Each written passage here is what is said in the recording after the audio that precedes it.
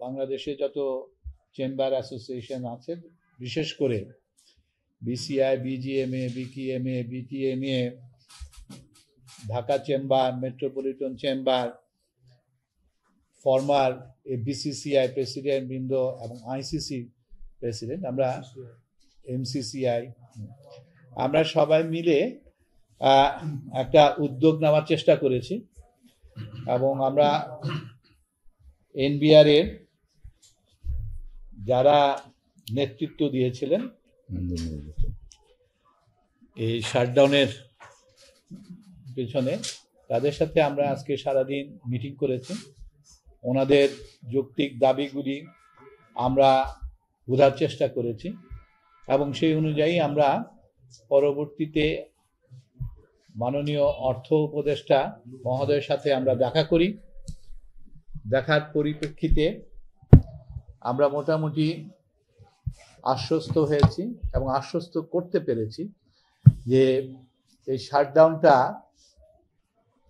এটা আসলে কোনো হওয়ার কোনো কারণ, যৌক্তিক কোনো কারণ ছিল না, বাট কিছু ভুল বোঝাবুঝির জন্য হয়তো এরকম একটা বিপর্যয় আমাদের সবাইকে দেখতে হয়েছে। তা আমরা ওনাদের সাথে আলাপ করে যে যৌক্তিক এবং আইনসঙ্গত যে বিষয়গুলি আছে সেগুলি নিয়ে ওনাদের সাথে আবার সরকার বসবে এবং দরকার হলে আমরাও তার মধ্যস্থতা করব।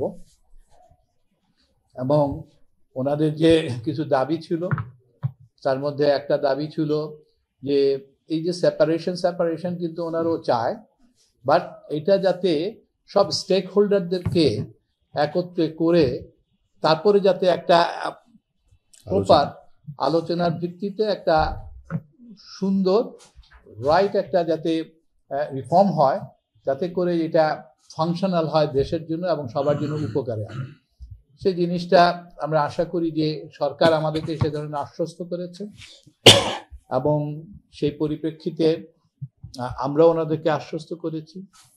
এখানে কিছু হয়তো হয়রানিমূলক জিনিসের ঘটনা ঘটতে পারে এবং সেটা নিয়েও আমরা আলোচনা করেছি এবং সরকার আমাদেরকে আশ্বস্ত করেছে যে এই জিনিসগুলি ওনারা বিবেচনার মধ্যে নিচ্ছে এবং সব পক্ষ নিয়েই আগামীতে যাতে কোনো ধরনের আর কোনো প্রবলেম সৃষ্টি না হয় সেটা আমাদেরকে সরকারের তরফ থেকে আশ্বস্ত করেছে, যাতে আমরা ওনাদেরকে আশ্বস্ত করতে পারি। এবং সেই হিসাবে আমি আশা করি এবং আপনারা ওনাদের মুখ থেকেই শুনবেন যে কর্মসূচিটা ওনারা প্রত্যাহার করতে যাচ্ছে এই মুহূর্তের থেকে। আসসালামু আলাইকুম। আমি প্রথমেই ধন্যবাদ এবং কৃতজ্ঞতা জানাতে চাই যারা ব্যবসায়ী সংগঠনের নেতৃবৃন্দ যারা আছেন এখানে, যারা এই সংকট নিরসনে সর্বাত্মক এবং সর্বোচ্চ প্রচেষ্টা দিয়েছেন এবং সরকারকে বোঝাতে সক্ষম হয়েছেন যে আমাদের দাবিটা যৌক্তিক ছিল এবং আমরা এই সরকারের আশ্বাসের প্রেক্ষিতে আমরা যে কার্যক্রম গ্রহণ করছি এটা আমি একটু পড়ে শোনাবো।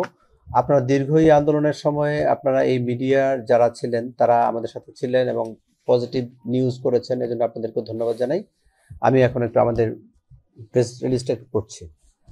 এনবিআর সংস্কার ঐক্য পরিষদের ডাকে গত কয়েকদিনের কর্মসূচি এবং গতকাল ও আজ অর্থাৎ 28 এবং 29 জুন 2025 তারিখের যে কমপ্লিট শাটডাউন চলছে তার প্রেক্ষিতে আমদানি রপ্তানি তথা দেশের অর্থনীতির যে অচল অবস্থা সৃষ্টি হয়েছে তা নিরসনে দেশের ব্যবসায়ী নেতৃবৃন্দের উদ্যোগ এবং আলোচনাকে আমরা স্বাগত জানাই।